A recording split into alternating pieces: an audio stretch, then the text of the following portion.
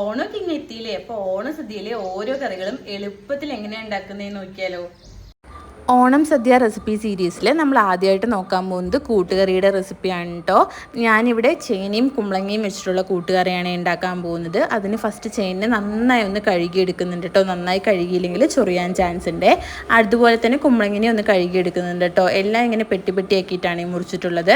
ഇനി ഒരു അരമണിക്കൂറോളം കുതിർത്തി വെച്ചിട്ടുള്ള കടലപ്പരിപ്പും കൂടെ ഇതിലേക്ക് ഇട്ട് കൊടുത്തിട്ട് നമുക്ക് വേവിക്കാൻ വെക്കാം കേട്ടോ.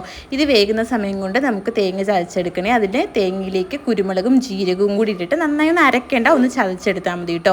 ഈ സമയം ചേനയും കുമ്പളങ്ങയൊക്കെ ഒന്ന് തിളച്ച് വരുന്നുണ്ട്. അപ്പോൾ അതിലേക്ക് ഉപ്പും മഞ്ഞൾപ്പൊടിയും കൂടി ഇട്ടിട്ട് വേവിച്ചിട്ട് എക്സ്ട്രാ വെള്ളം ഉണ്ടെങ്കിൽ അത് ഊറ്റിക്കളയാം കേട്ടോ. എന്നിട്ട് അതിലേക്ക് നമുക്ക് മുളക് പൊടിയും ആവശ്യത്തിന് ശർക്കരയും കൂടി ഇട്ട് കൊടുക്കാം കേട്ടോ. 2 സ്പൂണൊക്കെ മതിയാവുകയെ.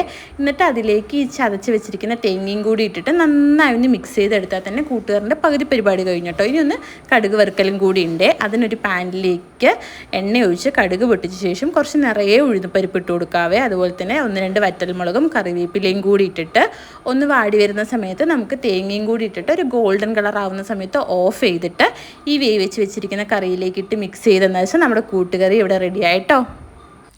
ഓണം സദ്യ റെസിപ്പി സീരീസിൽ രണ്ടാമത്തെ റെസിപ്പി അവിയലിൻ്റെയാണ്. അവിയലിന് ഞാനിവിടെ കഷ്ണങ്ങളായിട്ട് കുമ്പളങ്ങ, ക്യാരറ്റ്, കൊത്തവരയ്ക്ക, മുരിങ്ങക്കായ, ചേന ഇതൊക്കെയാണ് കേട്ടോ എടുത്തിട്ടുള്ളത്.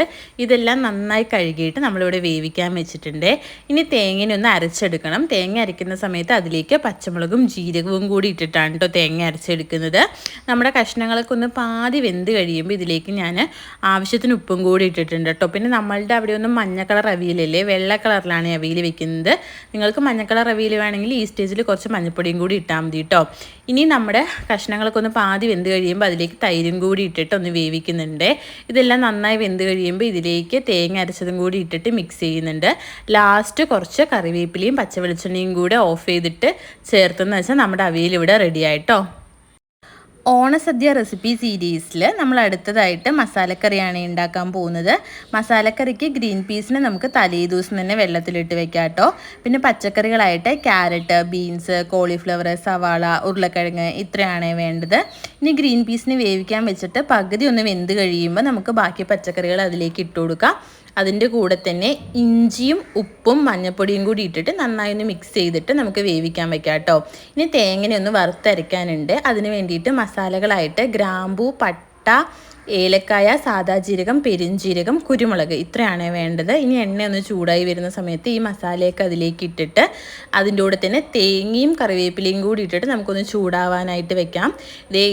ഈ ഒരു കളർ എത്തുന്ന സമയത്ത് നമുക്കിതിലേക്ക് മല്ലിപ്പൊടി, മുളക് പൊടി, ചിക്കൻ മസാല വേണമെങ്കിൽ ചേർക്കാം, അല്ലെങ്കിൽ ഗരം മസാല ചേർക്കാം കേട്ടോ. ഇതെല്ലാം കൂടെ ചേർത്തിട്ട് നന്നായി ഒന്ന് ചൂടാക്കി ഒരു ഗോൾഡൻ കളർ ആകുമ്പോൾ ഓഫ് ചെയ്തിട്ട് ഒന്ന് അരച്ചെടുക്കാം കേട്ടോ. ഇനി വെന്ത് വന്ന പച്ചക്കറിയിലേക്ക് നമുക്ക് ഈ അരപ്പും കൂടി ഇട്ടിട്ട് നന്നായിട്ടൊന്ന് മിക്സ് ചെയ്തിട്ട് ഒരു 5 മിനിറ്റ് വെക്കാം. കാരണം ഈ മസാലയെല്ലാം കഷ്ണങ്ങളിൽ പിടിക്കണ്ടേ.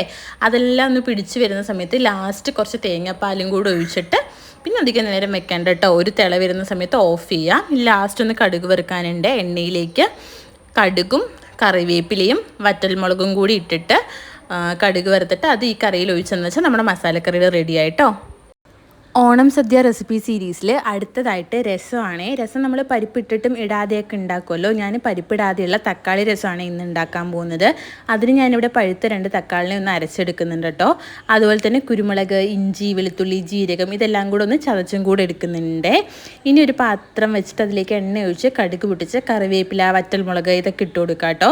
അതിനുശേഷം നമ്മൾ ചതച്ച് വെച്ചിട്ടുള്ള കുരുമുളക്, ജീരകം അതൊക്കെ ഉണ്ടല്ലോ, അതും കൂടെ ഒന്ന് ഇട്ട് കൊടുത്തിട്ട് ഒന്ന് വാട്ടിയെടുക്കാവേ. ഇനി നമുക്കിതിലേക്ക് കായപ്പൊടി ഇട്ട് കൊടുക്കണം കേട്ടോ. കുറച്ച് കായപ്പൊടി മതിയേ. അതും കൂടി ഇട്ടിട്ടൊന്ന് ചൂടായി വരുന്ന സമയത്ത് നമ്മൾ അരച്ച് വെച്ചിരിക്കുന്ന തക്കാളി ഉണ്ടല്ലോ അത് ഇതിലേക്ക് ഒഴിച്ചു കൊടുക്കാം കേട്ടോ. ഇനി ഇതിലേക്ക് ആവശ്യത്തിനുള്ള ഉപ്പും ഒരു നുള്ളു മഞ്ഞൾപ്പൊടിയും കൂടി ഇട്ടിട്ട് നമുക്കിതിലേക്ക് ഇനി ഒഴിച്ചു കൊടുക്കേണ്ടതാണ് നമ്മുടെ പുളിവെള്ളം കേട്ടോ. കുറച്ച് പുളിവെള്ളം മതിയേ. തക്കാളിയിൽ ആവശ്യത്തിന് പുളി ഉണ്ടാവുമല്ലോ. ഇത്തിരി പുളിവെള്ളവും കൂടെ ഒഴിച്ച് ആവശ്യത്തിനുള്ള വെള്ളം കൂടെ ഒഴിച്ചിട്ട് ഒന്ന് തിള വരുന്ന സമയത്ത് മല്ലിയിലയും കൂടി ഇട്ട് കൊടുത്തെന്ന് വെച്ചാൽ നമ്മുടെ രസം ഇവിടെ റെഡി ആയിട്ടോ. എല്ലാവരും ഒന്ന് ട്രൈ ചെയ്ത് നോക്കണം. സൂപ്പറാണേ. ഓണം സദ്യ റെസിപ്പി സീരീസിൽ അടുത്തതായിട്ട് ബീട്രൂട്ട് പച്ചടി അല്ലെങ്കിൽ ബീട്രൂട്ട് കറിയാണ് കേട്ടോ. ഓരോരോടെ ഓരോരോന്ന് പറയും തോന്നുന്നു. പിന്നെ ഈ ബീട്രൂട്ട് പച്ചടി ചിലവർ ബീട്രൂട്ടിനെ അരച്ചിട്ട് വെക്കാറുണ്ട്, ചിലവർ ഇങ്ങനെ ചെറുതായി മുറിച്ചിട്ട് വെക്കുന്നുണ്ടോ. ഞാനിന്ന് ചെറുതായി മുറിച്ചിട്ടാണേ. അപ്പോൾ ബീട്രൂട്ടിനെ ചെറുതായി മുറിച്ചിട്ട് ഉപ്പിട്ട് നമുക്കൊന്ന് വേവാൻ വെക്കാം കേട്ടോ. പിന്നെ തേങ്ങയിലേക്ക് പച്ചമുളകും കൂടി ഇട്ടിട്ട് തേങ്ങ ഒന്ന് അരച്ചെടുക്കുന്നുണ്ട്. ഈ ബീട്രൂട്ട് വെന്തതും ഈ അരപ്പുണ്ടല്ലോ ഇതിലേക്ക് ഇട്ട് കൊടുത്തിട്ട് കൊടുത്തിട്ട് നന്നായി ഒന്ന് മിക്സ് ചെയ്തിട്ട് ഒന്നും കൂടെ വേകാൻ വയ്ക്കുക. അതിനുശേഷം കുറച്ച് തൈര് കേട്ടോ, അതും കൂടി ഇട്ടിട്ട് നന്നായി ഒന്ന് മിക്സ് ചെയ്തിട്ട് ഒന്ന് കടുക് വറുത്തെടുത്താൽ മതി കേട്ടോ. കടുക് വറുക്കുമ്പോൾ കടുക്, കറിവേപ്പില, വറ്റൽമുളക് വേണമെങ്കിൽ ഇടാം കേട്ടോ. അതും കൂടി ഇട്ടിട്ട് ഈ കടുക് വറുത്തത് ഈ കറിയിലേക്ക് ഒഴിച്ച് മിക്സ് ചെയ്തെന്ന് വെച്ചാൽ നമ്മുടെ പച്ചടി ഇവിടെ റെഡി ആയിട്ടോ. അപ്പോൾ ബാക്കി കറികളെല്ലാം അടുത്ത വീഡിയോ ആയിട്ട് അപ്ലോഡ് ചെയ്യാം കേട്ടോ.